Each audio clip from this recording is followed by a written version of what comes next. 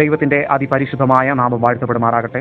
ഉൽപ്പത്തി 41 അധ്യായം അതിൻ്റെ 44 വാക്യം ഇപ്രകാരം പറയുന്നു: പിന്നെ ഫറവോൻ യോസേഫിനോട്, ഞാൻ ഫറവോനാകുന്നു, നിന്റെ കൽപ്പന കൂടാതെ മിസ്രയീം ദേശത്ത് എങ്ങും യാതൊരുത്തനും കയ്യോ കാലോ അനക്കുകയില്ല എന്ന് പറഞ്ഞു.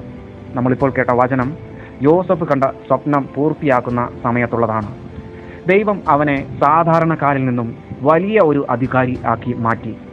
സ്വന്തം കൂടെ പിറന്നവർ അവനെ തള്ളിയപ്പോൾ, കളിയാക്കിയപ്പോൾ, ആരോപണങ്ങൾ നേരിട്ടപ്പോൾ, ജയിലിന് ഉള്ളിൽ ആയപ്പോൾ അവൻ ഒരിക്കലും ദൈവത്തോട് പിറുപിറുക്കുകയോ തള്ളിപ്പറയുകയോ ചെയ്തില്ല. പക്ഷേ അവൻ ദൈവത്തിൽ വിശ്വസിച്ചു. ദൈവമക്കളെ, നമുക്കും ദൈവം സ്വപ്നങ്ങളും ദർശനങ്ങളുമൊക്കെ തന്നിട്ടുണ്ട്. യോസെഫിനെ പോലെ ഒന്ന് കാത്തിരിക്കാമോ? ഒരുപക്ഷെ വിശ്വസിക്കാൻ പ്രയാസമുള്ള ദർശനങ്ങളായിരിക്കാം. ഇത് എങ്ങനെ സംഭവിക്കും എന്ന് വരെ നമ്മൾ ചിന്തിച്ചേക്കാം. ദൈവം യോസെഫ് എന്ന സാധാരണ മനുഷ്യനെ മിസ്രൈമിൻ്റെ അധികാരിയാക്കിയിട്ടുണ്ടെങ്കിൽ കളിയാക്കുന്നവർ കളിയാക്കട്ടെ, തള്ളിപ്പറയുന്നവർ തള്ളിപ്പറയട്ടെ, ആരോപണങ്ങൾ നിനക്ക് നേരെ വരട്ടെ, ഇടത്തോട്ടോ വലത്തോട്ടോ മാറാൻ പറ്റാത്ത സാഹചര്യം നിന്റെ ജീവിതത്തിൽ ഉണ്ടാവട്ടെ. പക്ഷെ ദൈവം നിന്നെ ഇതിലെല്ലാം കാക്കും കേട്ടോ. കാരണം ദർശനം കാണിച്ചവൻ വാക്ക് മാറാത്തവനാകുന്നു. നിങ്ങളുടെ സ്വപ്നങ്ങൾ സഫലമാകുന്ന ദൈവത്തെ ആണ് നമ്മൾ സേവിക്കുന്നത്.